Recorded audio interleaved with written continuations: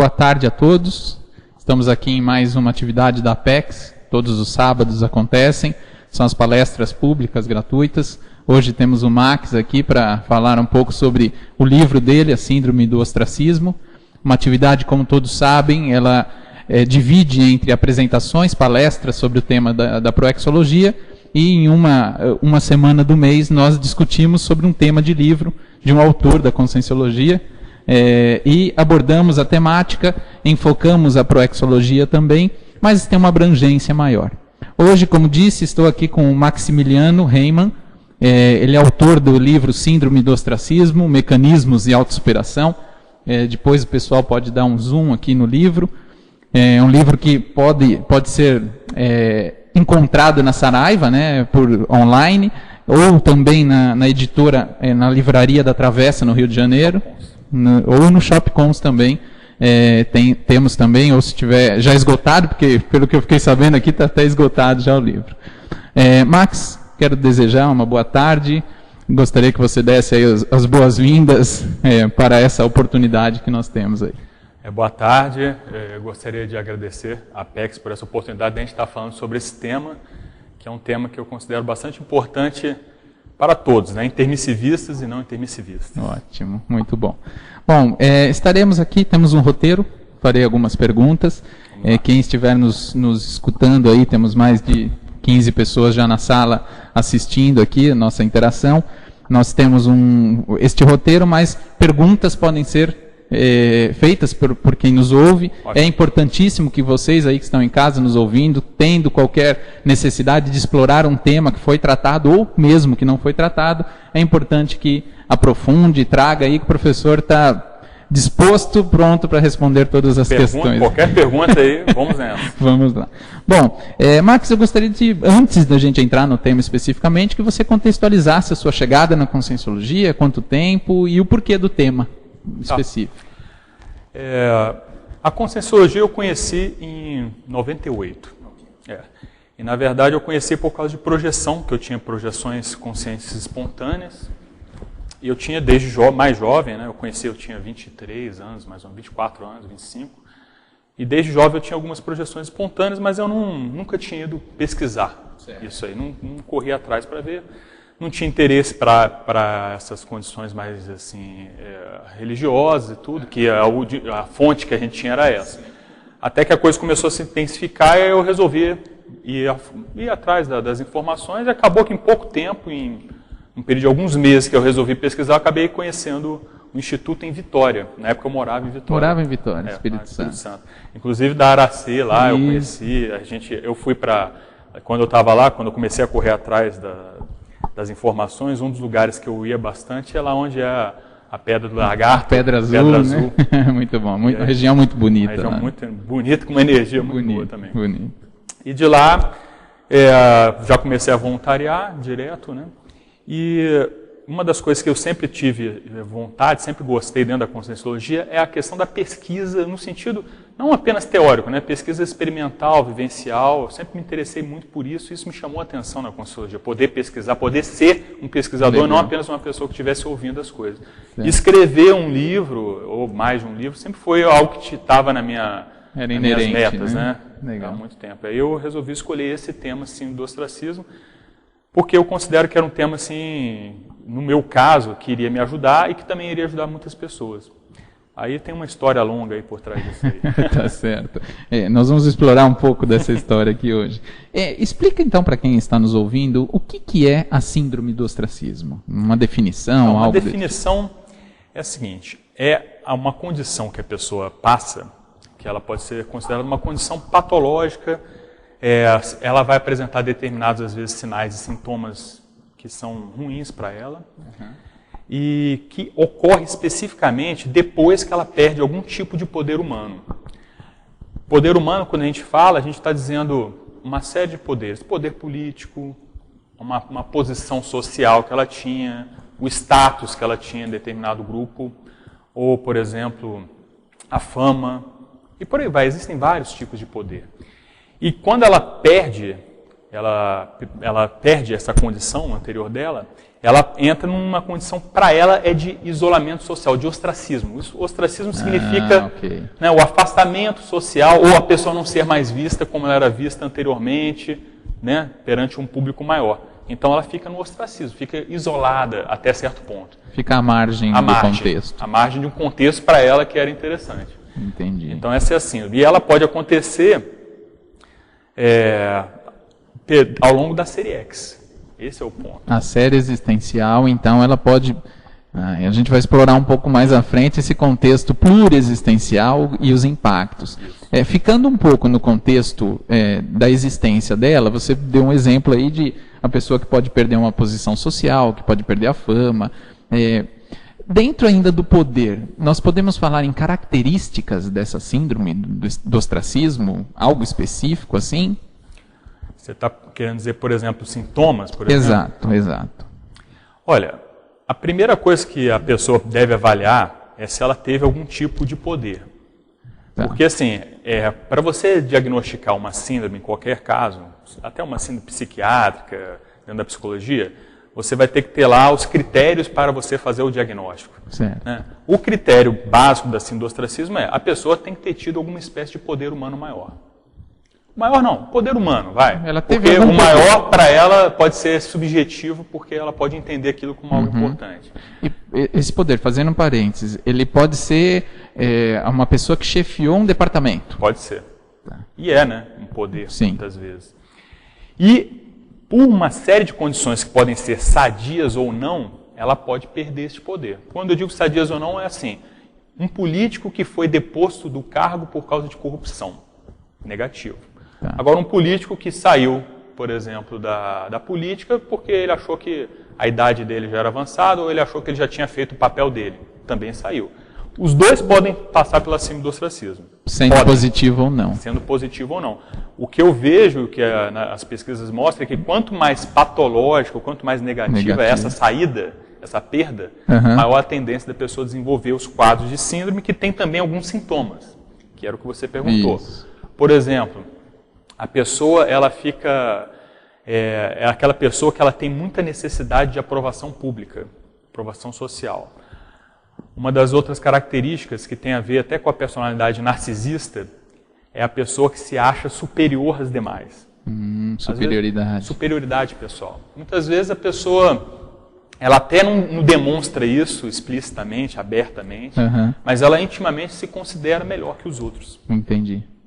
Tem isso, tem, por exemplo, algumas pessoas, elas ficam muito amarguradas, que é uma das características mais fortes. Quando o sintoma está, vamos dizer assim, agudo, a pessoa fica amargurada. Quando o sintoma ele já é mais crônico, ou seja, durou mais tempo, que entra, às vezes, o caso de vidas, vamos dizer assim, que às vezes aconteceu numa vida passada e a pessoa está nessa vida, ainda com problema, aquele sintoma, ele já não é mais uma condição de amargura séria, pesada. Às vezes aquilo pega no temperamento da pessoa e ela fica uma pessoa mais séria, mais introspectiva, não tem uma alegria muito grande na manifestação pessoal. Por uma condição que aconteceu numa vida anterior. Na vida anterior. E aí você vê na manifestação do humor e do comportamento dela atual. Da pessoa. Legal, nós vamos explorar um pouco então mais isso. Vamos para uma pergunta aqui que o Willy, de Ribeirão Preto, faz. Max, seu estudo sobre a síndrome do ostracismo inclui consciências intrafísicas que tiveram o poder em outra vida e não têm nesta mesma vida? Exatamente o que falávamos, né, Max? Exatamente, William, é isso.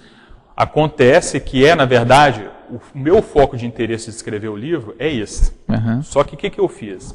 Bom, é mais fácil você estudar casos que a pessoa passou ao longo de uma vida, teve o poder, perdeu o poder, está no ostracismo. É mais didático. É mais didático, é mais fácil porque você tem casuística. Então, por exemplo, eu posso entrar em jornal, revista, internet e ver vários casos de artistas, políticos, até cientistas que passaram por essas etapas todas e ver assim, como que eles reagiram a isso.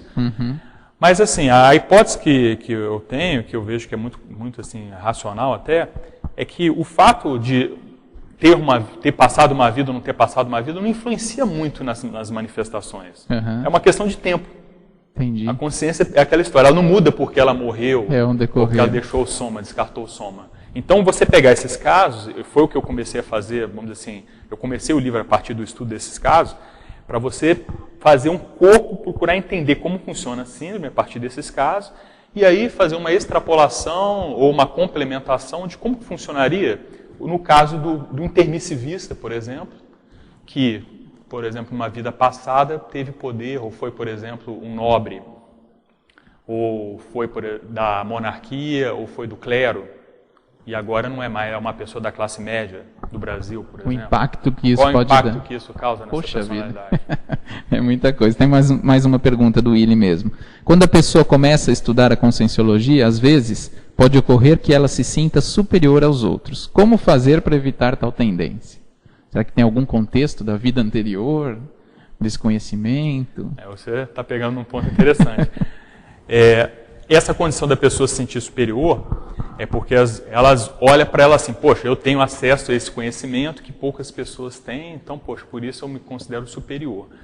Então, às vezes, até certo ponto existe uma naturalidade, mas por que algumas pessoas se sentem superior com isso e outras não, que são da conscienciologia? O que justifica isso? O que justifica isso? Justifica porque essa já é uma tendência da pessoa, de querer vamos dizer assim, apegar a determinados fatos do contexto que ela vive hoje e para esses fatos sustentar essa sensação de superioridade que ela de fato já tem.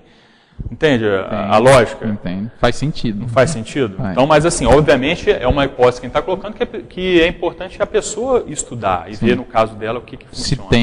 Se essa é uma casuística porque dela se também. a gente for pegar, por exemplo, no passado, as pessoas que eram da religião, elas se achavam as outorgadas por Deus para poder fazer aquilo e eram superiores por causa daquilo. Sim, tem o poder. Volta no poder. Os próprios reis e príncipes, eles colocavam que o poder deles era emanado diretamente da divindade. Eles eram representantes de Deus na Terra. É o poder de novo.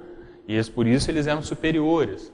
Então, aí a pessoa agora chega numa nova condição, vê o que eu tenho que me mostra que eu seja superior. Aí a pessoa se apega naquilo novamente, vai querer sustentar. Pra manter aquele status quo que já vem de uma outra existência. Já vem de outras existências, que no fundo, que até eu coloco também um pouco no livro, vem do subcérebro abdominal. É mesmo.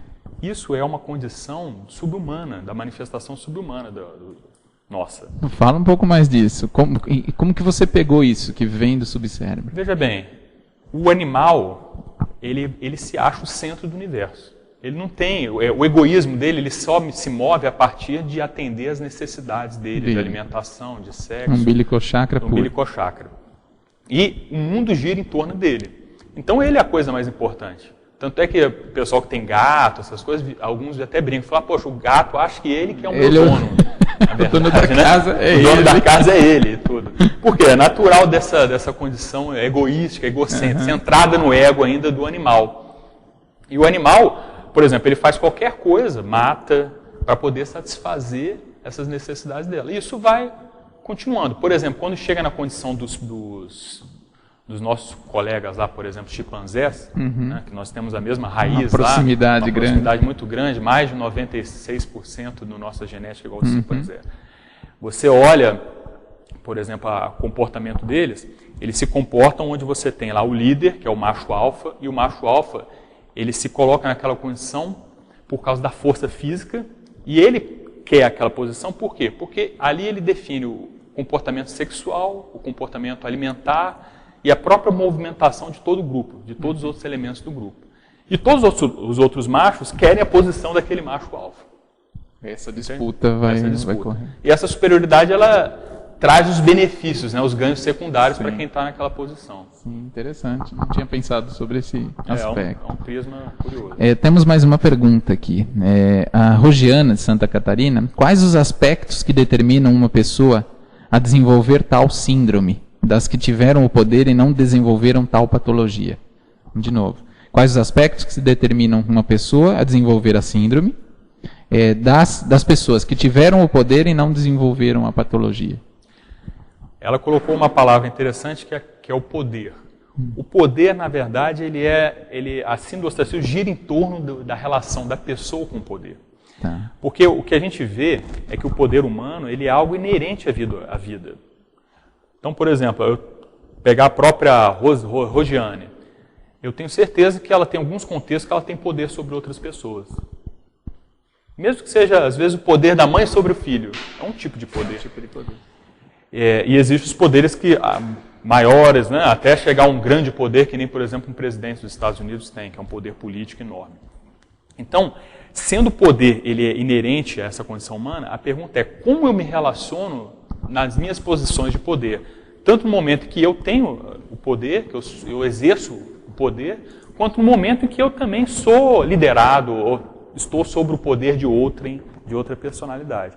E o que a gente observa é que a pessoa que ela passa normalmente a desenvolver a síndrome do ostracismo é que ela, de algum modo, ela não se sai bem no exercício do poder.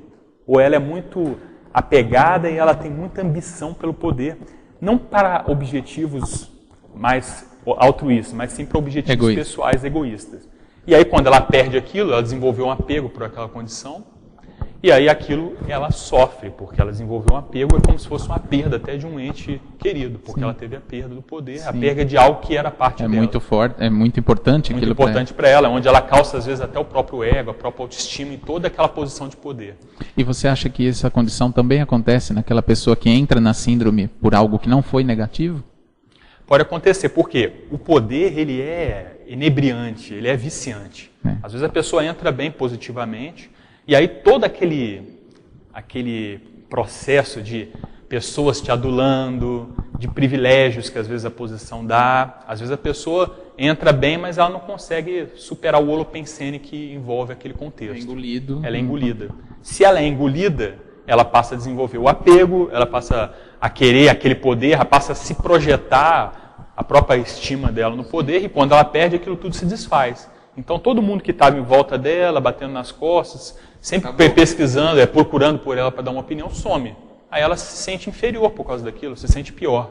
E ela começa a desenvolver uma série de sintomas em função disso. Interessante mesmo. Vamos ver mais algumas perguntas. A Karine, do Rio, pode ser considerado ostracismo quando a pessoa percebe o envelhecimento natural, mas que limita em muitos aspectos a pessoa, e a pessoa acaba por se isolar? Esse que a Karine está colocando é interessante. Tem um caso, por exemplo, que eu coloco no livro, que é daquela atriz Greta Garbo. Então, o caso dela ilustra um pouco a condição da artista, que ela todo o poder dela, no caso a fama que ela tem, está muitas vezes calçada também na imagem física que ela tem, da beleza da mulher. E ela envelheceu. E ela vai envelhecendo. A gente vê isso na TV direto, as mulheres querendo parecer novas, fazendo plástica, e às vezes mulheres mais velhas até querendo parecer garotas de 20 e poucos anos. Por quê? Muitas vezes ela está perdendo aquela condição que era física, onde ela calçava toda a estima, a condição pessoal dela de bem-estar. E quando ela começa a perder aquilo, ela não vai por outro caminho, ela começa a se sentir mal por aquilo. Algumas atrizes, que aí é uma hipótese no caso da Greta Garbo, começa a se isolar porque não quer mostrar mais como ela está atualmente, começa a se esconder. Essa, por exemplo, é a condição que ela passou, onde ela na verdade, foi famosa, e o último filme dela foi até os 36 anos de idade. Então você vê. Caramba! Quem olha não sabe, né? Sim. E ela morreu recentemente, com mais de 88, ela passou 50 anos com base naquele diferencial que ela tinha anteriormente e passou 30 anos de vida. Acabou e ela continuou. Tem até um jornalista que coloca assim, da Greta Garbo, a mulher do século que passou metade do século se escondendo. Se escondendo. Exatamente isso que você está colocando. Faz sentido. Então, nós podemos atrelar o envelhecimento, dependendo da situação, dependendo do caso da pessoa, ele pode levar a pessoa à síndrome do ostracismo. Por causa do excesso de valor, que no caso a mulher ou o homem também, dá para a imagem física dela. É um caso que ilustra essa colocação da Karine. Vou aproveitar e fazer um comentário. No livro você pôs uns 20 casos, praticamente? Foi praticamente 20 casos. Eu peguei 5 áreas sociais, que eu encontrei mais bibliografia. Então foi a parte dos políticos, que é o que mais aparece, o que mais tem, artistas, jogadores de futebol e ciência também. Cientistas. E os cientistas. Olha só. É interessante. Né? Foi um aspecto bem amplo. É interessante pensar, porque logo que a gente olha para a síndrome do ostracismo, escuta do tema e começa a entender um pouco, você puxa logo a fama de um ator, o político, Agora, é difícil a gente pensar no pesquisador, que ele perde poder também, né? Perde o poder. Os casos que eu encontrei de pesquisador foi aquele caso que eu comentei com você, de pessoas que foram pegas com algum tipo de fraude ou cometendo crime. Então, por exemplo, tem um caso lá que é um caso recente, mais ou menos uns 4, 5 anos, de um pesquisador sul-coreano que estava fazendo pesquisa em células-troncos. E ele Hwang Ho-suk, o nome dele. Não vou saber repetir isso. Difícil, né? Eu só gravei para escrever sobre o tema mesmo. Mas aí o que aconteceu com ele? Um dos sócios dele colocou que as pesquisas deles eram falsas. E ele tinha sido considerado o homem do ano já tinha sido referência na Coreia do Sul. Ele era considerado o maior cientista da Coreia do Sul, tinha recebido o prêmio da American Society, uma série de coisas aí. Então o cara estava no top. Aí de repente ele é acusado de fraude. Então é um impacto muito grande. Foi um impacto muito grande. Ele acabou indo para o hospital, ficou em depressão, que é um sintoma que acontece. Já eu quero explorar esse tema da depressão. Ficou em depressão e perdeu todo o incentivo financeiro que ele tinha das pesquisas. Não pode mais fazer pesquisa com humanos. Hoje em dia ele está trabalhando com pesquisa só com animais. Dá-lhe ostracismo, né? Então entrou no ostracismo por causa de um processo de fraude. Então é interessante a pessoa que pode fazer a leitura do livro e se encontrar em cada um daqueles papéis, dos casos, dos 20 casos que você ressaltou, eu sei que você comentou agora há pouco da monarquia, tem um ex-rei que você fez o comentário. Né? É bem legal para a gente começar a associar isso. O pessoal da Conscienciologia, né, do passado, não tem ninguém mexeu com isso. Eu vou para mais algumas perguntas aqui. O Daniel Viana fala, Max, como você avalia os artistas de diversas áreas que adotam crianças na África, fazem obras de caridade, etc. Isso é um meio de marketing que essas pessoas usam para que nunca sejam esquecidas? Olha, é difícil você avaliar a intenção da pessoa. Outro, né? Porque eu vejo que muitos artistas eles acabam usando a imagem deles até para benefícios, até para ajudar as outras pessoas.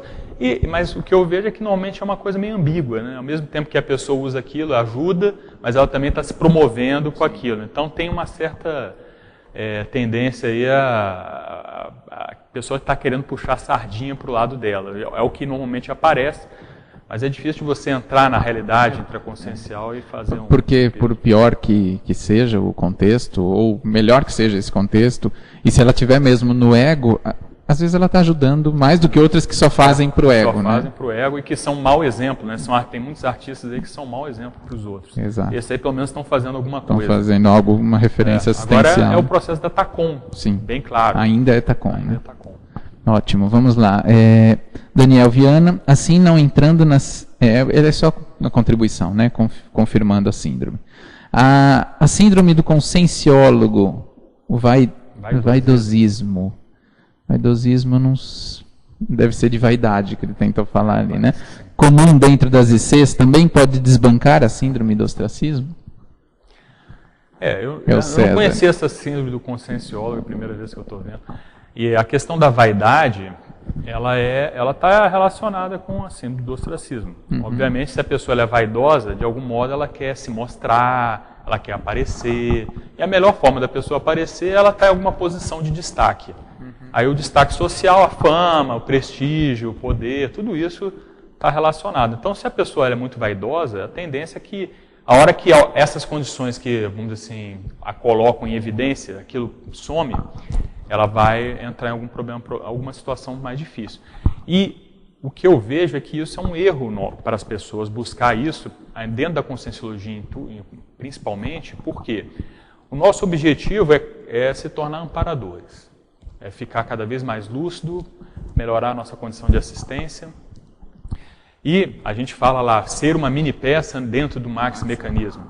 O que é ser a mini peça? É você estar trabalhando dentro de uma função que não importa se aquela função é anônima ou se aquela função aparece dentro de um contexto. A maioria das vezes essa função até vai ser anônima mesmo. Então se a pessoa ainda está querendo buscar aparecer, né, se mostrar demais, aquilo não vai agregar muita coisa para ela e, na verdade, ela não vai ser a mini peça. E muitas vezes os amparadores não vão dar tanta assistência para ela dentro do trabalho. Então, na verdade, vai contra ela mesma. Não é muito positivo. Tá certo. Bom, César, se for isso, eu também não conheço essa palavra, vaidosismo, deve ser de vaidade, se não for, reescreva aí. Max, então eu gostaria de explorar um pouco o caso do ex-rei, porque tem muito a ver com o nosso contexto aqui, antes da gente entrar até nesse contexto plurexistencial. Porque eu acho que tem muita associação de ideias com o nosso contexto da conscienciologia, né? Então, seria legal você explorar um pouquinho. O caso lá desse ex-rei foi um caso complicado, porque foi da monarquia lá do Nepal. E o que aconteceu é que existia uma família de monarcas lá, e essa família, em 2000, 2001, foram todos assassinados por um dos filhos lá do Caramba. rei. E esse próprio filho que matou também, foi morto também, mal pouco depois ele morreu, e esse Gyanendra assumiu e ficou durante 7, 8 anos como o monarca do Nepal. E mesmo com essa condição patológica que matou... que a família toda matou, e ele era a pessoa mais próxima lá. Tem teorias que colocam como ele o mastermind de todo o problema, porque no final das contas ele foi um privilegiado. Mas a situação no Nepal estava crítica e chegou-se ao ponto que ele foi deposto, né, foi pedido para ele se retirar para poder estabelecer a república, porque estava havendo chacinas e mortes de uma série de pessoas. Então, se você for olhar esse contexto todo dessa personalidade, imagina o nível de interprisão grupocármica que ele tem. Só pelo fato dele ser rei no século XXI, já mostra que a pessoa está totalmente enrolada em termos de interprisão. E o contexto dele da perda do poder foi um contexto, tipo assim, já várias pessoas tiveram que morrer, ele não queria abrir mão de jeito nenhum, aí foi que ele resolveu sair, ou na verdade foi saído. Ele não deve ter pessoal lá. Então, abrir mão. Abrir mão não foi, deve ter sido muito pressionado para sair. E hoje ele vive aí como um ex-rei, uma personalidade super ímpar, né, na nossa sociedade, um ex-rei. E o que eu vejo, por exemplo, no nosso caso, dos intermissivistas, fazendo uma associação, é que muitos de nós tivemos poder, porque para ter acesso a estudo, a conhecimento, você tinha que ter algum nível social maior no passado. Para a gente chegar na conscienciologia, algum conhecimento tinha que ter tido. Exato. Então, inevitavelmente, passamos lá pela monarquia, pelo clero, ou alguma coisa parecida, próxima. Em algum lado estivemos. Em algum lado estivemos, ou nos dois lados, ou muitas nos dois, vezes. E o que acontece é que a pessoa, dentro dessa condição, ela pode ter gerado uma série de interprisões, como ela pode também ter sido vítima e ter... Eu vejo assim, para a gente ter chegado no curso intermissivo, tem saldo positivo também. Porque se fosse só negativo, não teria conseguido chegar no curso intermissivo. Então, e também assim, a questão do tempo, né? Qual é o nível de... Quão recente é essa experiência que teve na monarquia? Então, suponhamos lá, coisa de 200, 300 anos para trás. A minha hipótese é por aí. Mas o que eu vejo é que essa experiência de poder, normalmente, é muito marcante para a pessoa. E ela fica na personalidade gravada. E quem disse que também essa experiência aconteceu numa vida só? Se não repetiu. Quem disse que a pessoa não teve, né, várias existências como... sequências na questão do poder. No reinado. E o poder tem os seus vícios, e os vícios são esses. A pessoa ela se acha superior. Tem gente que até você olha para a pessoa, você vê que ela tem os trejeitos do rosto, das faces, né? Dos gestos que ela faz com a boca, que tudo que você vê que a pessoa ela tem aquele ar de superioridade. Você vê, olha... É muito comum, né? A gente encontra. Eu conheço algumas pessoas assim. E você vê, olha, o ranço é tão grande... Está lá presente ainda. Está presente no rosto, nos próprios olhares, né, nas expressões faciais que a pessoa tem. Interessante. É uma coisa que você observa. E às vezes a pessoa tem consciência disso, ela sabe que é assim e ela não consegue mudar ainda porque não mudou por dentro, de fato, a manifestação. Então, fazendo a leitura desses casos pode ajudar a pessoa, inclusive, a se posicionar ali. Peraí, isso faz muito sentido, faz rapport comigo. Exatamente. Será que eu tive alguma existência que tem a ver com essa fama, seja em qualquer uma dessas 5 áreas que você dividiu? Isso. É interessante. E, por exemplo, eu também, no livro, eu tenho uma seção que é só sobre a síndrome do ostracismo paragenética, para ajudar nisso aí. Ótimo. Eu cheguei a conversar com algumas pessoas aqui da CCI que consideram que tem a síndrome do ostracismo paragenética. Mas eu não botei o caso dela especificamente, mas coloquei dados que eu tive nessas entrevistas com essas pessoas. E os sintomas delas são muito parecidos com os sintomas das pessoas que têm... Na mesma vida. Na mesma vida. o que acontece mais é que aqueles casos crônicos, e são pessoas que, como são intermissivistas, elas já estão numa etapa mais de superação. Aquilo é como se fosse o resquício que ainda aparece, que naquelas situações ainda, sabe? Ainda tem um ainda saldo. emerge. Então, por exemplo, o nosso amigo lá falou da vaidosismo do conscienciólogo, né? Da vaidade do conscienciólogo. Às vezes a gente vê no nosso grupo que tem ainda um pouco disso, o que eu acho, em qualquer grupo tem isso, no nosso grupo ainda tem, porque a pessoa está na fase de remissão, de superação desse processo. Sim. Então, a coisa mais séria que eu vejo é a gente identificar, deixar claro, mostrar que tem e ver, ó, isso aqui é uma imaturidade da manifestação e vamos superar isso aí, porque isso é coisa pequena. Eu acho que o discernimento que a pessoa pode ter a partir da própria conscienciologia, da vivência da conscienciologia, essa condição de querer o poder, de estar brigando por posição, de buscar privilégio nos grupos sociais, isso é muito pequeno ainda. Muito pouca coisa. A gente tem que superar isso fácil, eu acho. Mas é um desafio, né? Essa superação. Nós vamos explorar já mais um pouco. Tem mais uma pergunta aqui. A gente explora um pouco mais a paragenética, até para ficar bem claro para quem nos ouve. O Eduardo Lima fala, caro Max, uma vez que você se perceba vivenciando a síndrome do ostracismo, qual o seu conselho para a superação da patologia? Olha, eu procurei escrever o livro nesse sentido. Em todos os casos você tentou... Para poder justamente ajudar assim, como a pessoa pode superar. Isso aqui é o meu exemplo de superação da síndrome do ostracismo, meu exemplo pessoal. Legal. Então, por exemplo, o que eu fiz? Eu fui estudar, entender o que é a síndrome do ostracismo. Então, para eu entender, eu fui estudar não só o meu caso, mas o caso de quantas pessoas eu tivesse à minha volta. Tanto pessoas assim do meu grupo de convívio dentro da conscienciologia, quanto pessoas que são fora da conscienciologia, que são também do meu grupo de convívio. E fui entender, identificar, ver como é que funciona, os sintomas, o diagnóstico, no caso da paragenética e tudo, e verificar o seguinte, o que pode ser feito. Aí eu coloco algumas técnicas ali para a pessoa fazer. Mas a coisa que é séria, que até faz parte do processo autoconsciência terápico, é a pessoa fazer lá o autodiagnóstico, né, autoinvestigação, o autodiagnóstico e ir para a experimentação, né, que é a terceira etapa lá, como é que é mesmo o nome da autoinvestigação, autodiagnóstico, autoenfrentamento.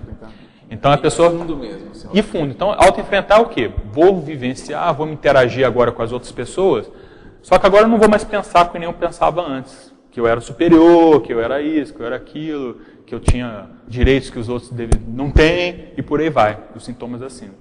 E aí você vai se autoenfrentar e você vai estabelecer um novo padrão de relação social, de relação interpessoal. Isso vai levar você à autossuperação da síndrome do ostracismo. O caminho é esse, é entender a fundo. Diagnostica, vai fundo no contexto, vai entender, vai começar a fazer o laboratório, o Labicon, o dia a dia, para perceber isso. E imagina como fica o astrafísico, né? Porque você vai agir de uma forma diferente. Vai mexer com as consciências todas. Mas é a assistência que a gente tem que fazer, né? Vem povo. O público-alvo vem junto para aprender aquilo tudo, né? Eu acho que uma das coisas que eu vejo séria também, sabe? É a pessoa, ela escrever sobre as suas coisas.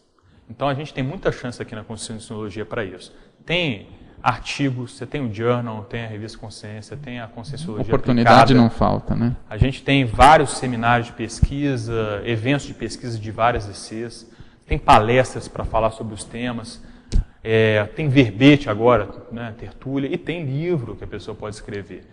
Então, vamos dizer assim, não é isso que é biblioterapia, né, ou escritoterapia, né, grafoterapia.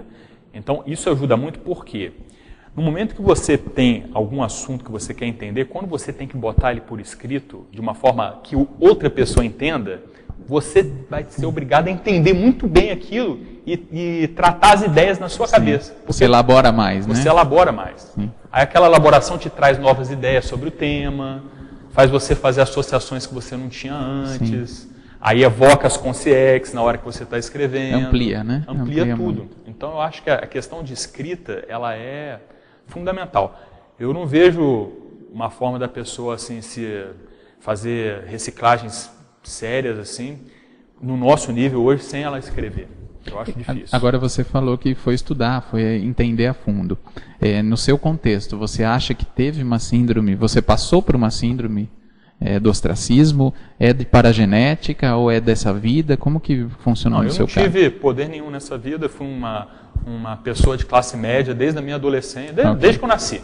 Nasci classe média, até hoje sou classe média. Uhum. Então, assim, não tive poder nem perdi poder maior nessa vida. Tem aquelas coisas sociais nossas, né? Uma vez você estava numa posição, outra, mas assim, para mim aquilo nunca me impactou muito. Mas eu tinha, desde pequeno, essa condição assim, de me achar superior que os outros, né? Que determinadas pessoas. Até tinha algumas manifestações mesmo de superdotação mesmo, que às vezes isso também me colocava numa posição que eu acabava me achava mesmo por causa daquilo, entende?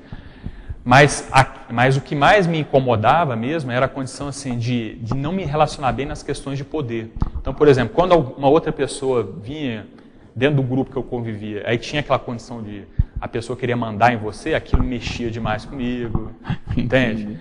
Por exemplo, eu às vezes ficava querendo buscar determinadas posições, cargos, sabe? A minha motivação era mais em função, às vezes, de uma posição do que da assistência.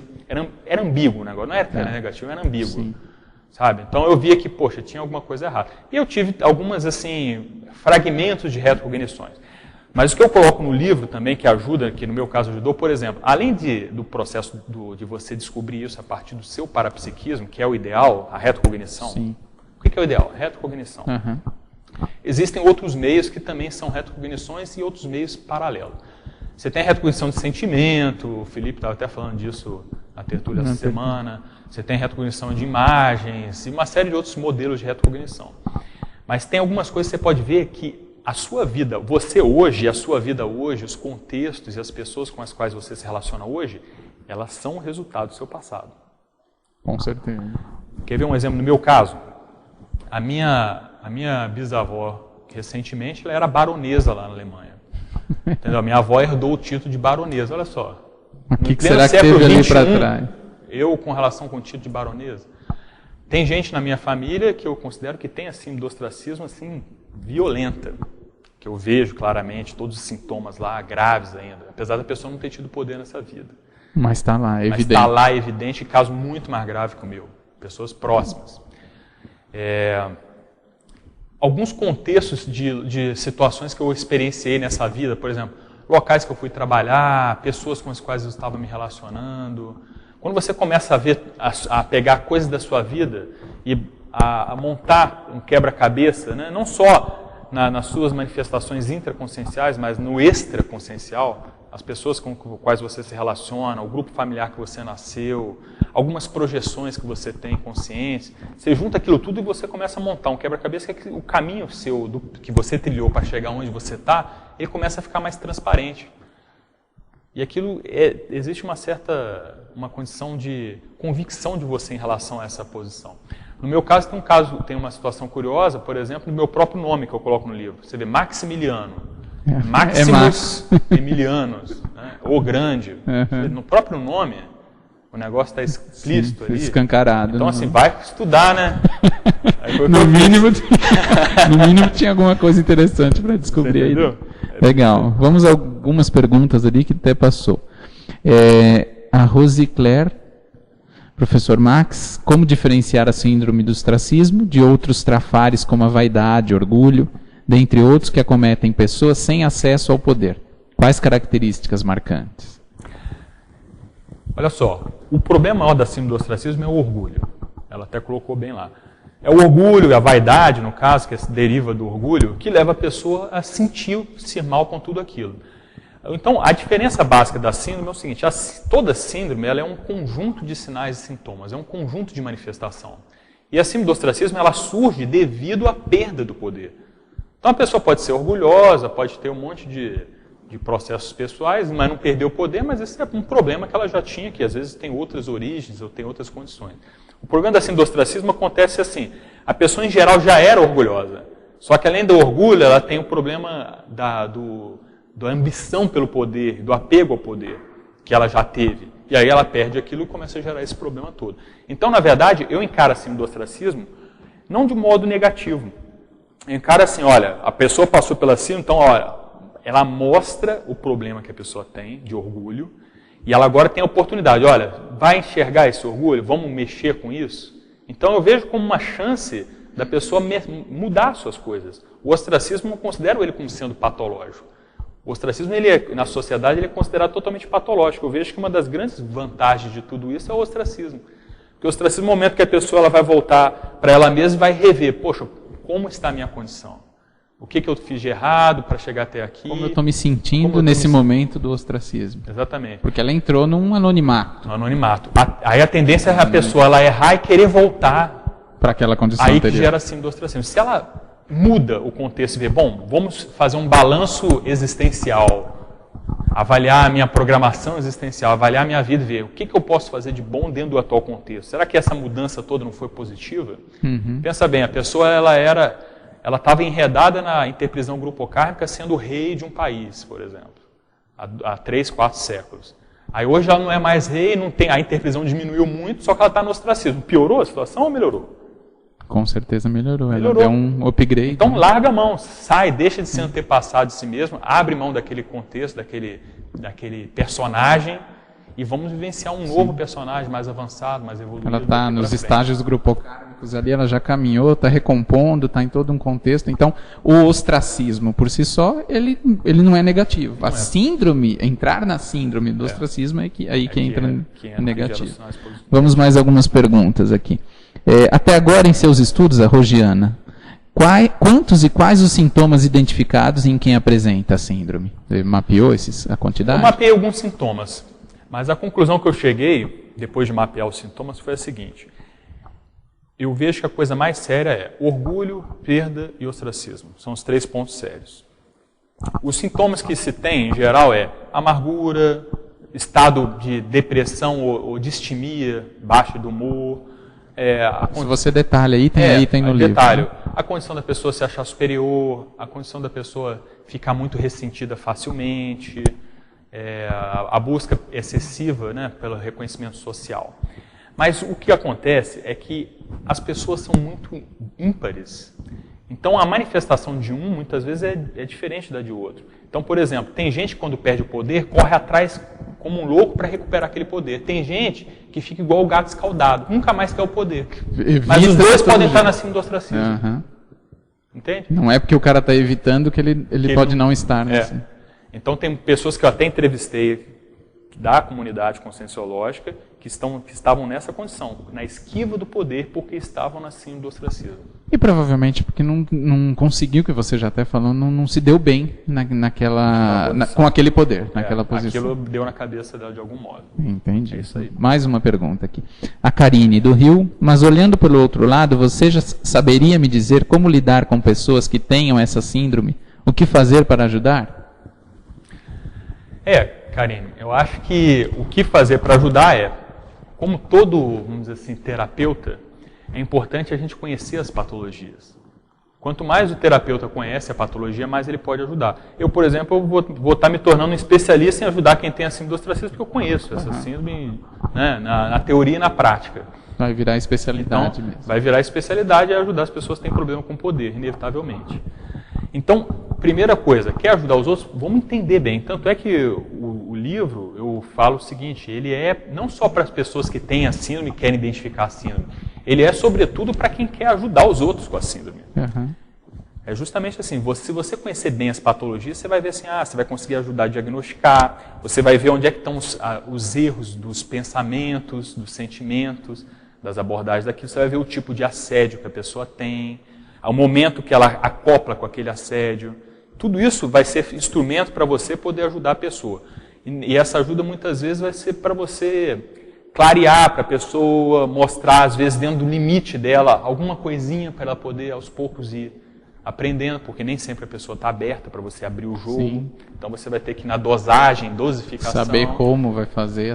Como vai fazer. Então ajudar, conhecer a pessoa, conhecer a síndrome e procurar trabalhar com as energias, com a pessoa, né? Usar todos os arcabouços técnicos que nós temos na consciência. Ferramental existe, né? Tem que aplicar, pôr em prática. Muito bom. O Willy fala o seguinte, Max, eu me lembro que você já teve um certo poder na CCCI quando coordenou o IPC. Confesso que na época eu e um colega te achávamos arrogante. Percebo que você melhorou ao permitir a entrevista. Não só ao permitir a entrevista, né? Mas para conseguir plasmar tudo isso, você teve que fazer algumas recins, né? Até depois do IPC, você também coordenou a Editares, né? Eu coordenei, na verdade não coordenei o IPC, eu coordenei a Unidade Rio do IPC. A Unidade Rio. Mas era uma unidade que tinha bastante peso grande, gente, peso no IPC, na época que a sede mundial era lá. E não é só o Willy, não, outras pessoas já tinham falado isso para mim, que eu tinha condição de arrogante e tudo. E eu vejo que era uma coisa mesmo, entendeu? E a arrogância muitas vezes é uma defesa que a pessoa tem, né? Okay. Ela até é arrogante para ela poder se defender, né? Coloca aquela capa assim da pessoa que é superior, mas na verdade ela não se sente realmente... Um mecanismo de defesa. Um mecanismo de defesa.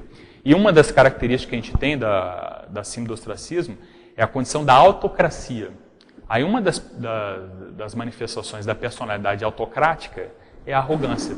Ou seja, a arrogância é justamente a condição da pessoa que se sente superior de algum modo a outras pessoas, social, financeiramente, tudo. Essa é a personalidade arrogante. Então, é aquilo que o Willy estava falando lá. Às vezes a personalidade, ela mostra no seu jeito, nas suas energias, a arrogância dela. Sim, não tem como esconder. E às vezes você traz já na paragenética, você nem tem esse traço, mas as pessoas já têm aquele adesivo, né? Já tá... Agora, uma coisa que a pessoa tem que identificar é o seguinte: qual é a diferença entre arrogância e autoconfiança? Porque o ideal é a pessoa não é sair de uma condição de arrogante e, por exemplo, ir para uma condição de auto-vitimizado. Sim.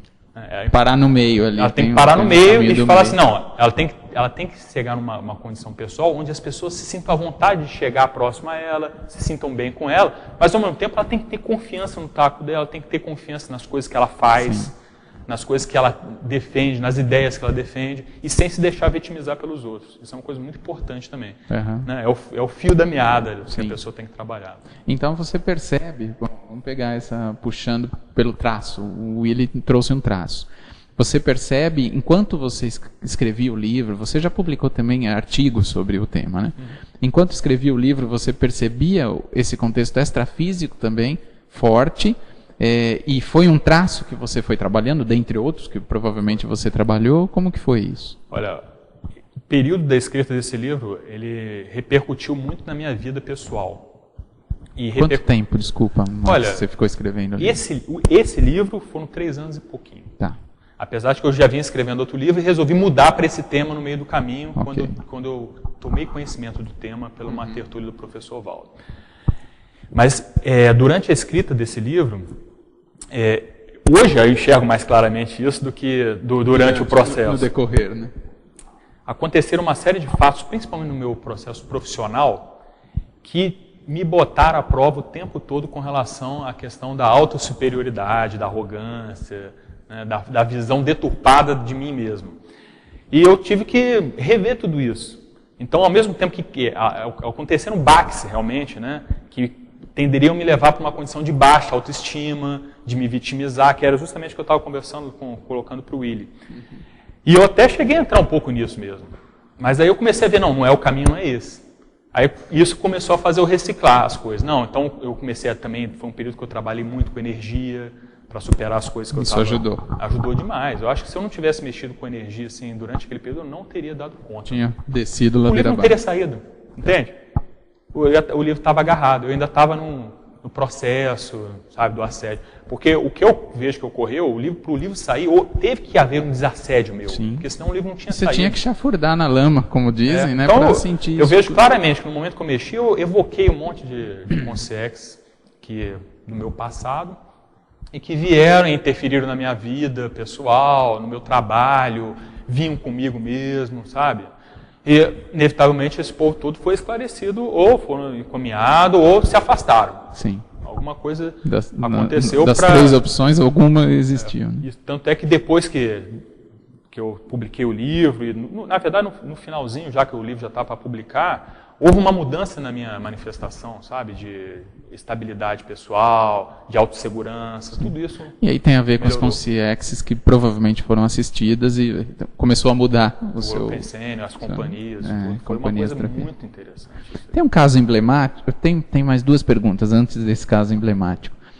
O Eduardo, Max, você concorda que quanto mais a pessoa se convence da multidimensionalidade, menos suscetível a sofrer da síndrome do ostracismo ela fica? Eu concordo, só que não pode ser teórico.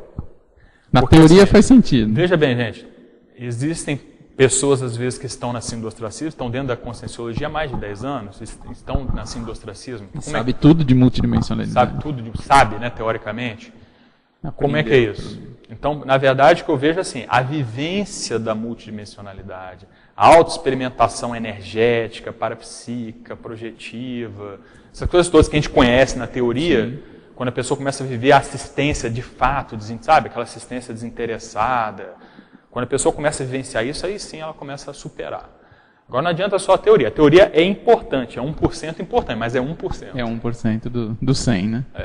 Agora, então, aproveitando, provavelmente, vou pegar essa pergunta do Eduardo, provavelmente todos nós, e você também falou no começo, tivemos um contexto de poder em outras existências e também temos um contexto de poder na nossa vida, seja chefiando um departamento, seja com o filho, como já foi falado. Então, para todo mundo acessar a informação da síndrome e não incorrer nisso é uma prevenção. É uma prevenção. Porque por mais, eu sei de multidimensionalidade, mas tira até a multidimensionalidade e vamos ver o contexto convencional. No contexto convencional, cada um que já atribuiu alguma função de poder nessa existência pode se prevenir utilizando um livro e se preparando quanto a isso, né? Tem um livro que eu acho bem interessante, que é um livro que ele não tem bibliografia, que é uma das grandes falhas do livro, mas ele chama Síndromes Silenciosas. Esse livro ele mostra o seguinte, que essas síndromes que são classificadas pela psiquiatria, pela psicologia, eles dizem o seguinte, a pessoa ela tem que estar num estado que aquilo não está interferindo a vida social, a vida pessoal dela, para ser diagnosticada a síndrome. Uhum. Mas antes daquele estado não é a síndrome, mas aquilo interfere na pessoa, antes. Já começou. Já começou. Então, por exemplo, às vezes a pessoa ela não está com a síndrome diagnosticada, com todos os sintomas, mas às vezes ela passou por uma situação de perda de poder e ela demonstra lá uma leve depressão de humor, uma leve amargura, ou ela acha que não foi reconhecida pelos pares. Às vezes ela está sentindo aquilo, mas não é aquela síndrome grave, mas ela está levemente afetada por aquela situação. Tem um começo, tem um começo ensejo. Isso eu vejo que é hiper, ultra comum de acontecer com as pessoas. E agora sim, do ostracismo que a gente coloca, normalmente você está colocando os casos mais assim graves, né, mais amplos, mais patentes, mais até objetivos de você diagnosticar. Mas quem está livre de... Por exemplo, nossos ouvintes aí, telespectadores também, quem é que está isento de, no momento que perder um cargo, uma posição e tal, reagir totalmente sem nenhum abalo emocional àquela situação? Não é fácil, não. Como é que é? É bom para refletir, né? É bom para refletir. Como que se sente, né? A pessoa para e pensa. Quem está trabalhando ou quem está liderando algum processo, se perder aquilo amanhã, como que vai... O cara, por exemplo, está na empresa e tem uma posição lá que ele acha que ele é o cara para ser chamado para ser naquela posição. Aí vem uma outra pessoa e é colocada naquele lugar. Aí a pessoa, poxa, mas devia ser eu, por que não me chamaram? Sim. E aí? Esses sentimentos são sentimentos às vezes leves, não leva, a pessoa às vezes não vai com aquilo para a vida toda, mas são sentimentos que em tese não tem por que se... Interessante, boa. Vamos lá, mais 3 perguntas aqui. O Eduardo Lima, ele fala, ou seja, que tem a ver com a anterior, né? Ela troca a importância do poder e da posição social pela energética, quanto àquela questão da multidimensionalidade, né? O Eduardo, o que você está falando é o ideal, que é justamente a pessoa chegar...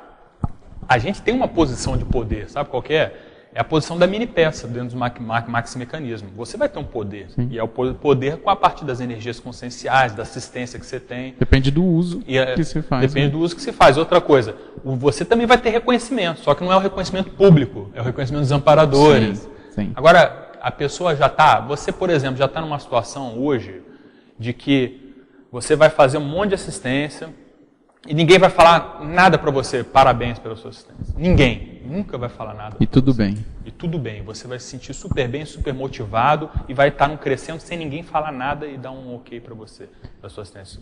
Está nesse nível? Se está, ótimo, parabéns. Queremos chegar lá também. Ou seja, a gente não depender em nada da aprovação pública. Sim. Em nada. E está no caminho do serenão, né? Certo. Exatamente. Está com uma autoconfiança total com relação a isso. Porque eu fico imaginando aqui agora, o serenão está no anonimato total, ele não se preocupa, ele não vai entrar na síndrome porque ele não está querendo os louros de nada, ele está fazendo o trabalho dele, né? Interessante. Mais perguntas. Karine, é possível acabar provocando esse problema em alguém, principalmente em criança, supervalorizando características que a pessoa talvez nem tenha, e aí mais tarde ela perceba a realidade? Veja bem, na questão da criança, é aquilo que eu falei, para você ter a síndrome, você precisa dos pré-requisitos do poder e do ostracismo.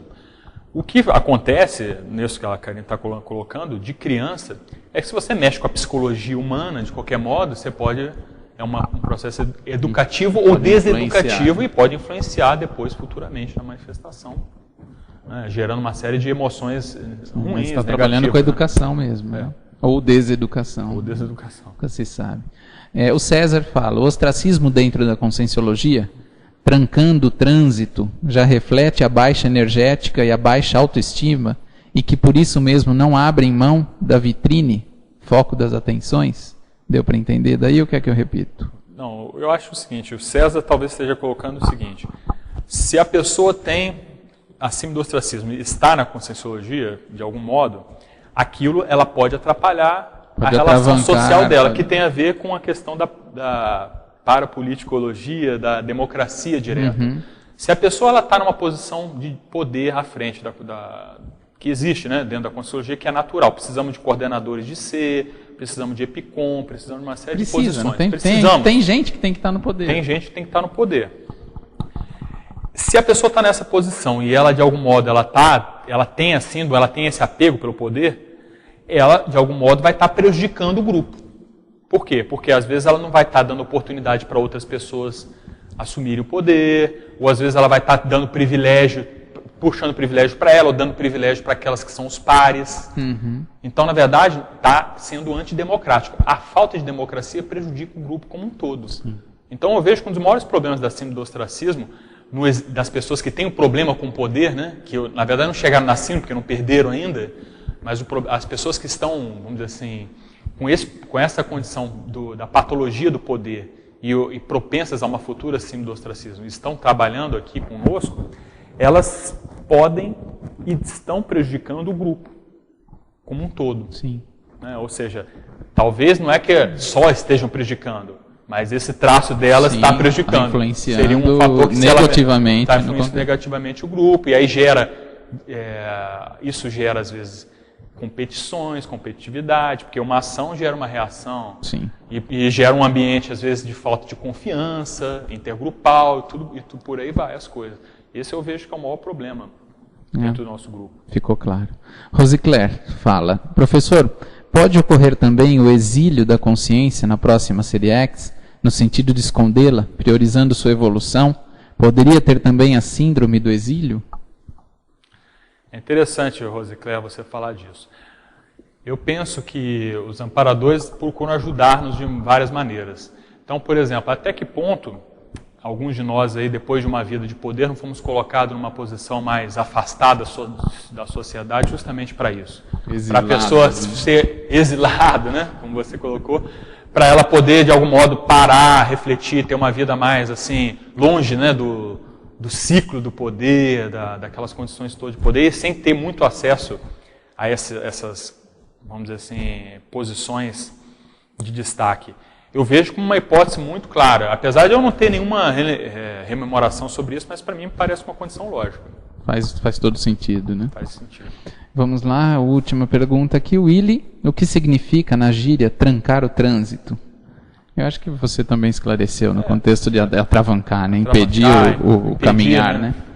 Tá ótimo. Você coloca um caso emblemático no livro, Max, sobre a política, que é o Fernando Collor de Mello, né? O que você estudou, tudo que você poderia trazer assim para quem ainda não leu o livro e que é um contexto interessante? O caso do Collor é um caso curioso, porque ele teve, na posição, pelo menos no nosso país, a maior posição de poder humano, né, político que existe no nosso país, e ele foi deposto.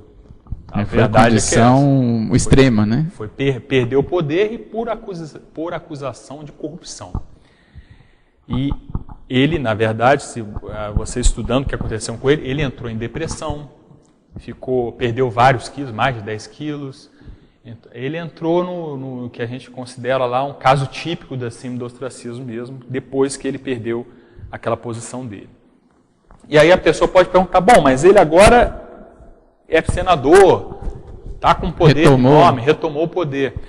Eu vejo o seguinte, essa reação da pessoa buscar a posição de poder é natural, mas mostra que a pessoa ainda está presa na síndrome do ostracismo. Ou seja, ele não buscou a reciclagem, ele foi buscar mais poder ou novo poder. Aí eu pergunto para você refletir. Você acha que ele está satisfeito com a posição de senador? Se ele já alcançou lá o topo, ainda mais da forma como ele saiu? A minha hipótese é que ele tenha intimamente o desejo de voltar a ser presidente. Para limpar aquilo. Para limpar, ou para mostrar que ele é capaz, ou seja lá, qual o motivo que essa consciência... Muito provável. Né? Então, ao mesmo tempo, e outra coisa também do caso dele, ele é visto como persona não grata em vários ambientes, até mesmo no ambiente político. Sim. A imagem social dele está totalmente denegrida. Tá. Eu acho praticamente impossível ele voltar pelas vias normais, legais... A chegar a uma presidência. Só se for algum tipo de armação maracutaia. Que não é difícil. Que não é difícil, né? Mas vamos assim, ser otimistas, né, nesse caso. Tá certo. Mas assim, aí o que acontece no caso dele é que ele está no ostracismo, mesmo estando voltando ao Senado, entendeu? Porque ele não está onde ele queria estar. Ele está no subnível perante aonde era o objetivo dele. Por isso que eu considero que ele ainda está no... E é legal cada um de nós também fazer a reflexão, né? Usar o exemplo do Collor como uma referência, né? Em que situação que nós já alcançamos um poder e ainda estamos buscando algo que perdemos de alguma forma, seja da forma positiva ou não positiva, mas onde estamos repetindo. Sabe, né? o que algumas pessoas falam comigo aí, que leem o livro e tudo? Muitas delas falam assim, poxa, mas eu me sentia meio desvalorizada dentro da conscienciologia. Eu não entendia por que as pessoas não reconheciam determinadas coisas que eu fazia, os meus talentos e tudo. E a pessoa tinha uma certa amargura por causa disso. Várias pessoas sentiam isso. Mas não era aquela coisa assim que acabava com a pessoa, mas sabe que intimamente ela ficava ali e sentia, poxa, mas eu não sou valorizado. E por dentro, comendo, né? E até que ponto aquilo também não evita que a pessoa caia de cabeça na própria programação existencial. Sim. E assuma de fato o que ela veio fazer por ela mesma. Fica ali porque o grupo não me quer, não me aceita, não me reconhece, então também não vou fazer a minha parte. Uhum. Então aí a própria proex da pessoa, que depende só dela, ela deixa vai por água abaixo. Em segundo plano. E até que ponto todo esse sentimento também não é um ranço do passado da própria pessoa que quer o reconhecimento o tempo todo. E não são pode ser até ser as consciências extrafísicas cobrando, estão cobrando hoje aquilo tudo que aconteceu no passado e ela não está conseguindo sair daquilo, dar uma virada. Às vezes incentivando, olha, não estão te reconhecendo. Fica buzinando ali. Se fosse você, eu não ficava nesse grupo não, que esse grupo não te merece. Uhum. Você devia sair. Você faz e não dá o resultado. Faz e não te dá um valor. Ninguém valoriza. É melhor você sair, aí tem a mini dissidência. Qualquer referência, qualquer um que se veja nessa situação é bom parar para pensar. Mais perguntas aqui. Quais os cientistas que o professor estudou, a Rogiana? Olha, no livro eu coloco esses dois cientistas.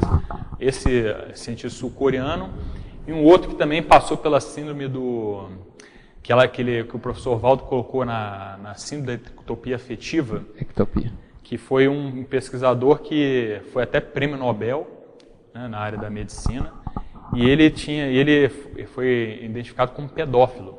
Caramba. Então ele fazia pesquisas aí se eu não me engano, na Ásia, e ele de vez em quando trazia alguns meninos da Ásia para morar com ele para dar estudo, então a intenção era essa. Só que depois de vários anos, vários desses meninos indicaram para ele que ele tinha relações pedófilas com esses meninos. Puxa. E o cara já tinha uma carreira de mais de 30 anos. E aí depois disso foi tudo descoberto, o cara simplesmente... Aí pouco depois ele morreu até. Mas o cara simplesmente acabou com a carreira dele, com toda a moral dele. Tudo que ele fez ao longo dos 30 anos, inclusive sendo nobelista, tudo aquilo vai para água abaixo. Foi colocado em segundo plano por causa do grande, vamos dizer assim, a gente chama estigma autobiográfico. Sim. Dessa personalidade. Puxa vida.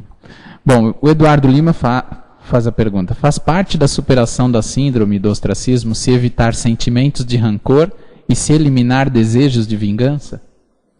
Acho que faz parte de tudo, na verdade. Faz parte da superação da síndrome. Faz parte da superação da síndrome.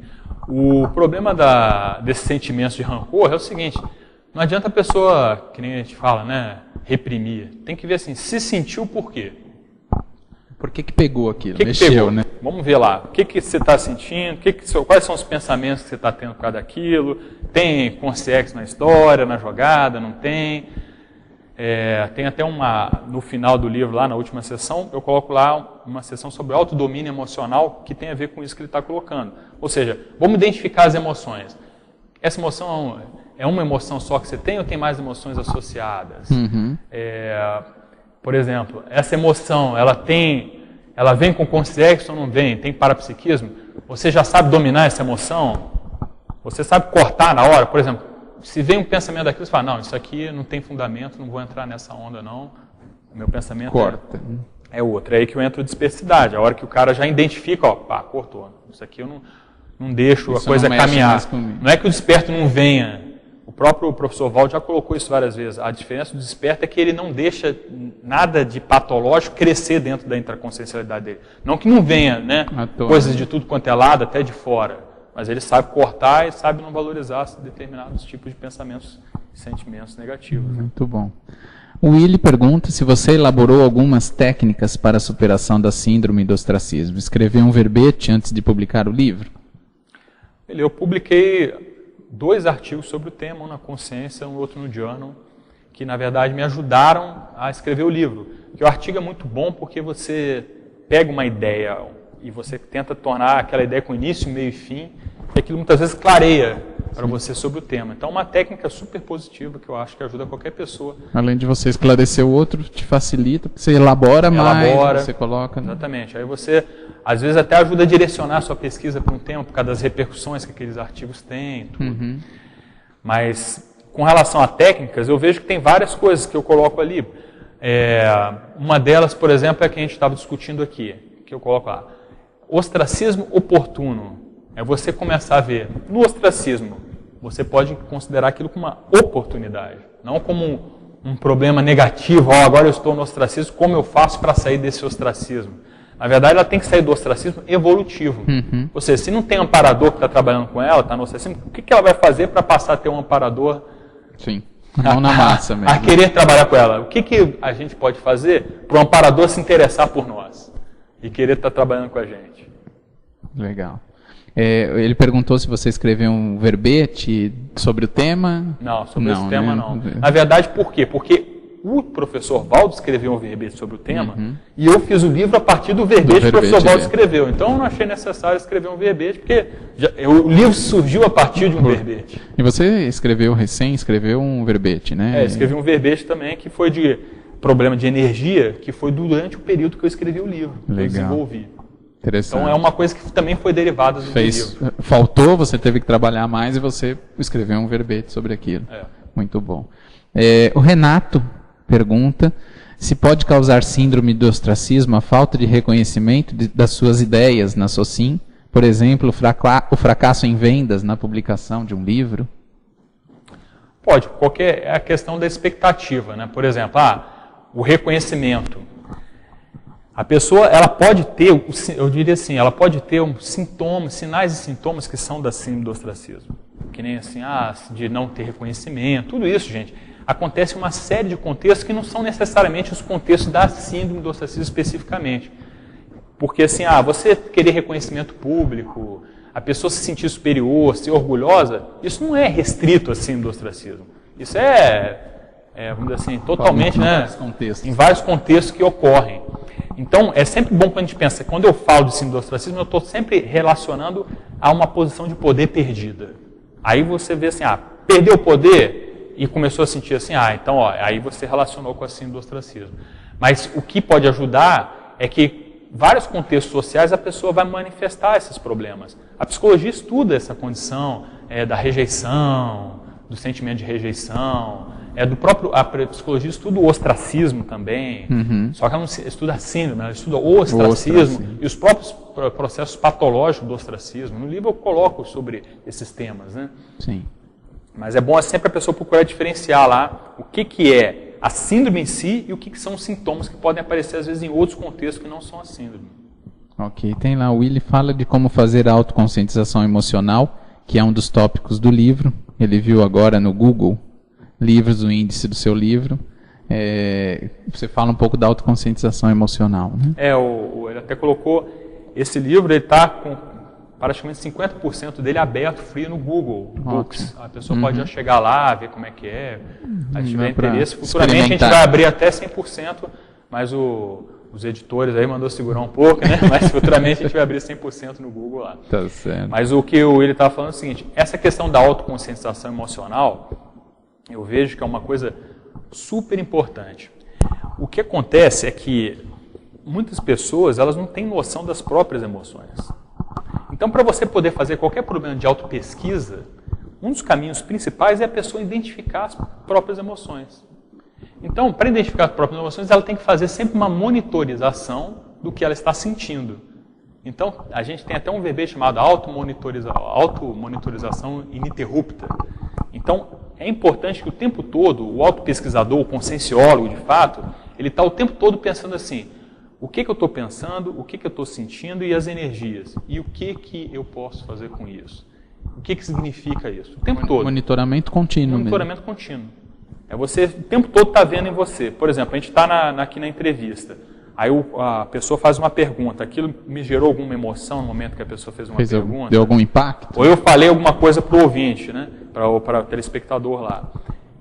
Aquilo impactou ela de alguma maneira? Por quê? Por que aquilo pegou em você? A pessoa vai lá, toma nota e observa, não, isso aqui me pegou de alguma Isso é autopesquisa, né? Isso que a gente faz pouco isso, né? Tomar nota, perceber. E é o tempo todo. E as emoções estão aí. Aí quando a pessoa vai ver, daqui a pouco ela começa a perceber que tem emoções que ela tem que ela nem sabia que tinha. Eu até comento nesse verbete que eu defendi lá na tertúlia, eu até coloquei lá, falei assim, olha, eu não acreditava, vamos dizer assim, eu não admitia que eu tinha ansiedade em vários contextos, porque eu não sabia nem direito o que era ansiedade, antes de eu conhecer a conscienciologia. Sim. Então você vê o nível de ignorância emocional. Sim. Então, à medida que eu fui vendo a importância das emoções, eu falei, a emoção é fundamental. Você tem que conhecer todas as emoções para você não ser controlado por elas. Esse é o ponto. Legal. Mais perguntas aqui.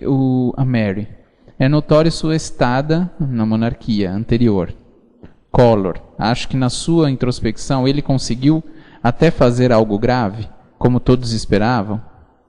Como ser humano, na consciência, desejo que ele supere tudo. Não tenha dúvida.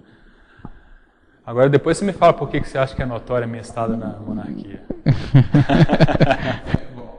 Mas eu concordo contigo. A gente, por exemplo, eu falo do caso do Collor, mas eu não jogo energia negativa nele, nem nada. A gente pensa assim, provavelmente esses caras aí do poder, a gente que é do nosso grupo até certo ponto. Por exemplo, quer ver um caso, meu caso?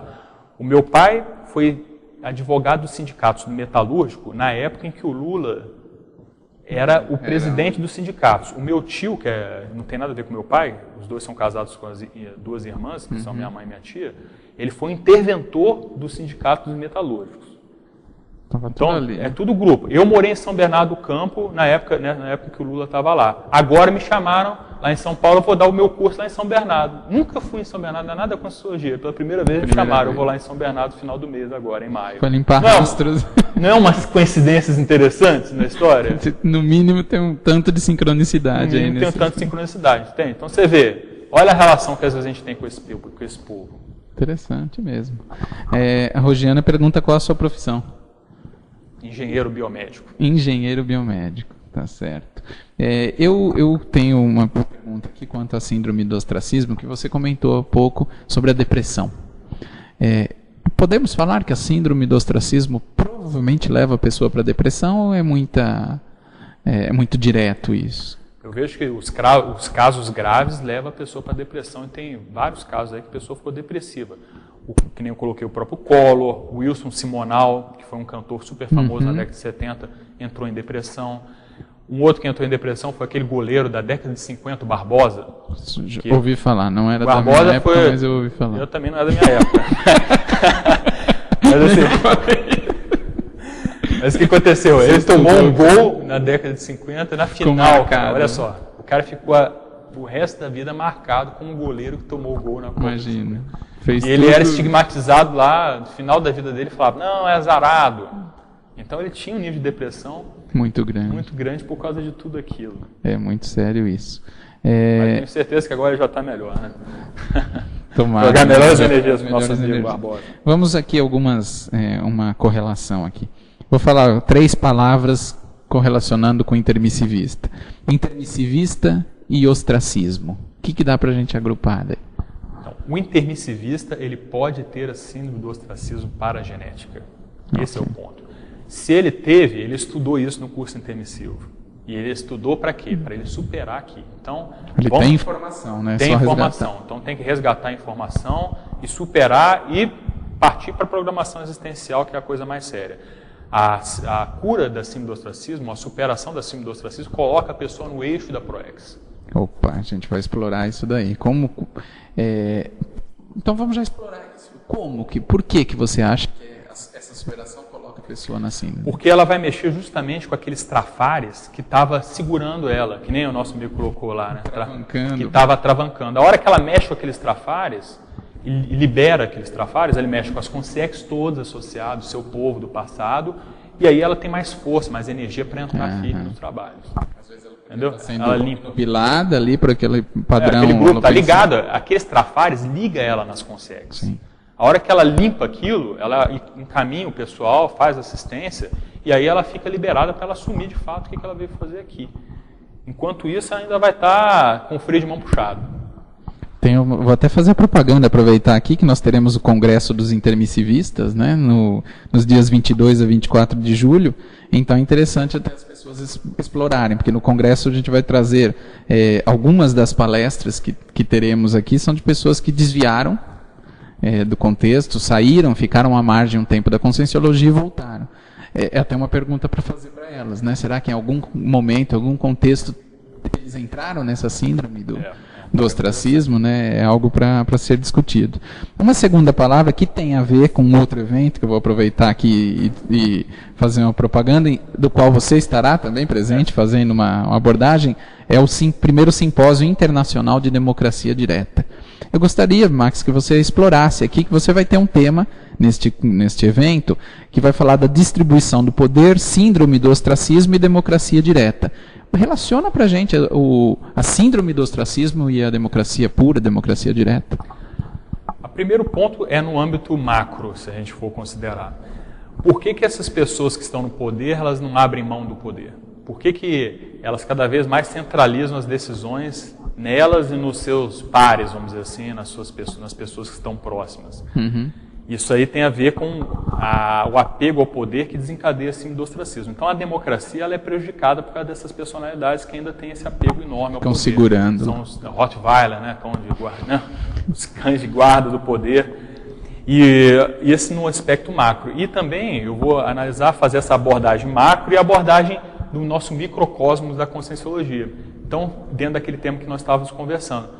O que ainda assim do ostracismo dentro da Conscienciologia, de algumas personalidades que eventualmente podem ter, o que elas estariam atrapalhando o nosso grupo de avançar mais rápido? Legal. Entendeu? Então, tipo assim, fazer um paralelo do processo mais amplo, né, dos governos, né, e dentro do nosso micro-universo, que a gente pretende ser um exemplo de democracia direta. Para a gente ser esse exemplo, o que a gente pode fazer, vamos dizer assim, quais seriam os primeiros passos para a gente alijar da nossa manifestação em grupo, né, individual e em grupo, para a gente poder partir para frente e ser um exemplo positivo. Aí. E pensando em uma mini peça do Maxi Mecanismo, você entender o seu processo, se você não está entrando nisso, se você não está travancando a sua programação existencial e que vai impactar na Maxi ProEx, isso é fundamental. Né? Isso aí. Bom, esse evento, só para esclarecer para o pessoal, para os ouvintes, ele começa em 3 de junho e vai até o dia 5 de junho com uma série de apresentações confirmadas aqui. Então é importante essa correlação, eu acho que pode ajudar bastante. É isso aí. Uma outra correlação que eu gostaria que você fizesse é correlacionar assistencialidade e ostracismo. O que você poderia fazer nesse agrupamento? Olha só, às vezes, por exemplo, você fazer assistência para alguém, é melhor você estar numa condição até inferior, porque a pessoa te olha, vamos dizer assim. A pessoa vai te olhar, às vezes, numa condição que de igual para igual, ou que ela olha para você e te vê numa condição, às vezes, inferior que a dela. Muitas vezes, uma abordagem como essa, você consegue chegar mais na pessoa. Se a pessoa se coloca numa posição de superior, No poder. de novo, aquilo, às vezes, muitas vezes, atrapalha o rapport, não ajuda. Então, muitas vezes, é aquela história que a gente fala de você jogar com uma carta de menos. Você não precisa de aparecer tudo, não precisa de mostrar que você é o grande, o bom e tudo, para poder fazer assistência. Muitas vezes isso vai atrapalhar. E aquilo que até o Will estava colocando. Quando a pessoa é arrogante, autocrática, às vezes não dá nem abertura para os outros chegarem. Eu vou querer conversar com aquela pessoa que se acha o máximo, se acha tal. Aquilo é positivo, aquilo é negativo, aquilo afasta as pessoas. Então eu vejo assim, você ficar num âmbito, às vezes, secundário, muitas vezes é bom para você fazer assistência. Apesar de que, em muitos trabalhos, você tem que assumir a liderança e ficar à frente. Então você tem que ver o seu contexto. Meu contexto agora é o quê? É trabalhar, assumir liderança e ter autoconfiança nas coisas que eu estou fazendo na minha liderança? Ou meu contexto agora é ficar numa posição de segundo plano para poder ajudar? Em nenhuma dessas posições, a pessoa tem que se colocar como superior. Esse é um ponto fundamental. Pois é, até porque provavelmente a pessoa que está na síndrome do ostracismo, ela diminui o seu potencial assistencial. Ah, não tenho dúvida. Porque ela vai estar nela, né? O foco é ela. O foco é ela, é o egoísmo em vez do altruísmo. É. Duas perguntas aqui. A Mary quis dizer o Collor. Ela não quis dizer que você, que é notório que você seja da monarquia. Com o Collor, tá bom. Tudo bem, tudo bem. A Rosicler pergunta, professor, por acaso você estudou sobre Enneagrama ou outros tipos de testes psicológicos que definem traços propensos pela busca do poder, por exemplo, o tipo 8 no Enneagrama? Não, o que eu estudei mais foi a personalidade narcisista, que é a que mais tem correlação com essas personalidades que têm problema com o poder. Assim, tem bastante correlação, né? Eu entrei mais pela linha da psiquiatria mesmo, para poder... Dentro dos conhecimentos da Socinho, entrei mais pela psiquiatria e dessa parte da psicologia social. O Enneagrama você não aprofundou. Ok. Vamos, então, já finalizando aqui, vamos caminhar para o contexto específico da Proexis, que a gente já falou um pouquinho, e de quais dificuldades que você teve no decorrer desse livro. Quais estratégias que você fez para escrever? Porque a gente sabe a dificuldade para escrever um livro, sabe o quanto um livro é assistencial, está dentro da nossa programação assistencial. Como foi escrever o livro? Aí a escrita, né? A escrita mesmo. Olha, uma das coisas que eu vejo que o pessoal tem dificuldade é a questão do definir o tema. Uma coisa que eu procurei fazer para me ajudar nesse aspecto é pensar assim, não, eu vou escolher um tema. Aí eu comecei que nem foi com esse tema, eu comecei com um tema domínio emocional. E fui escrevendo. Mas quando você define um tema, mesmo se esse aí no final das contas não for o tema do seu livro, você começa a aprofundar. Então as pessoas às vezes ficam dando tiro para tudo quanto é lado, escrever 3, 4, 5 livros ao mesmo tempo e não escreveu nenhum até hoje. O que eu acho, não sei se é uma boa estratégia, no meu ponto de vista não é. Então eu acho que vale a pessoa escolher um tema e começar a aprofundar. À medida que ela vai aprofundando, as coisas vão aparecendo. Foi o que aconteceu. Eu cheguei nesse tema à medida que eu escolhi eu segui na síndrome do ostracismo à medida que eu escolhi um tema e fui aprofundando, mudei de tema 2 vezes até eu chegar na síndrome do ostracismo. Entendi. Então, isso é um aspecto sério. O outro aspecto que eu vejo é você ter uma priorização mesmo. Então, por exemplo, na época que eu escrevi o livro, apesar de eu ter bem envolvido com voluntariado, com trabalho, eu tinha meu horário para poder escrever. Mesmo que eu não... Você encapsulou um tempo, um horário. E outra coisa, e às vezes eu deixava de fazer coisa do meu trabalho e do meu voluntariado naquele horário, porque aquele horário era para escrever o livro. Sim. E assim, tinha pendência de voluntariado, paciência, aquele horário é o horário do livro. Legal. Tinha pendência do trabalho, paciência. Por que eu vou deixar o livro para depois? Entende? Porque sempre a prioridade são as outras atividades e não a atividade do livro. Então eu resolvi Quanto priorizar. é assistencial um livro. Então isso aí foi um posicionamento que me ajudou, que assim não foi aquela coisa linda, maravilhosa, né, sempre, né? Não é tão fácil, mas... Não é tão fácil, mas é uma linha que eu segui que me ajudou nesse sentido, sabe? Uhum. E tem coisas também que eu vejo que só na hora que você tem que mexer com energia em alguns momentos. Quando você começa a mexer com as coisas mais sérias, quando você começa a evocar mais, você tem que trabalhar com as energias, que aquilo ajuda a deslanchar as coisas. Porque às vezes tem consciência no ambiente mesmo, que a gente evoca Então, não tem jeito, tem que mexer com as energias. Para escrever livro de Conscienciologia e querer aprofundar mais, é importante a pessoa trabalhar as energias. Eu vejo. Eu fico pensando. Também, certa vez eu fiz uma entrevista com outro autor da Conscienciologia e ele também falou dessa priorização. Colocou hora, a Mabel, inclusive, que eu estava conversando, colocou um horário específico e falou: eu batia naquele horário, né? E nesse horário você tem que evitar a dispersão. Se você não priorizar, não aprofundar no tema, fica muito difícil, né? Ainda no contexto da programação existencial, quando nós falamos da escrita do livro, o esclarecimento que nós temos, você também fez alguns comentários, né, o quanto que aquilo foi esclarecedor, como que você percebeu a interação com as outras pessoas que você interagia bem próximo, né? A duplista que está dia a dia, ou família, o que você percebeu nisso? Mudou o extrafísico e como ficou o entorno? Boa pergunta. A duplista, por exemplo, para mim, sempre foi um suporte. Ótimo. Sempre me ajudou, muito positiva, sabe? Muita paciência também. No nosso caso, lá a gente tem uma relação muito boa, que ela é médica, então os horários dela são bem complicados e eu respeito os horários dela e elas respeitam os meus horários. Então, nesse sentido, ajudou bastante. Às vezes tinha umas rebarbas, né? Que ela ajudava também, às vezes pegava nela, de um lado e de outro. Mas assim, foi um aspecto que soma, foi uma soma dentro do contexto. O que acontece que eu vejo com relação à família, por exemplo, nuclear, eu estou começando a ver mais a partir de agora. Depois que eu publiquei o livro, parece que está dando umas repercussões maiores. Sempre, as coisas, à medida que a gente entra na Conscienciologia, as coisas vão mudando pouco a pouco. Sim. Nosso amadurecimento e o do entorno reflete também. Neles, né? Mas eu vejo que depois do livro aconteceu uma repercussão maior por causa disso. E uma coisa realmente que eu vejo que mudou foi as minhas companhias extrafísicas. Ficou nítido isso. A coisa mais séria, realmente. Que eu acho que dentro de tudo dentro do que eu vejo no ambiente, mudou realmente. Uhum. E aí muda a minha forma de pensar das coisas. Isso que eu vejo bom. Mais sério do processo todo. Bom, chegamos aqui ao final. Agradeço muito a eu que agradeço aqui, foi muito bom sua estar atenção. Com o pessoal aí. As perguntas também foram muito bem-vindas. Temos até uma última pergunta, já vamos aproveitar aqui. O Eduardo fala: Professor Max, a autossuperação compartilhada pelo seu livro proporciona muita lucidez a todos que buscam a desperticidade. Parabéns. Muito bom, obrigado, Eduardo.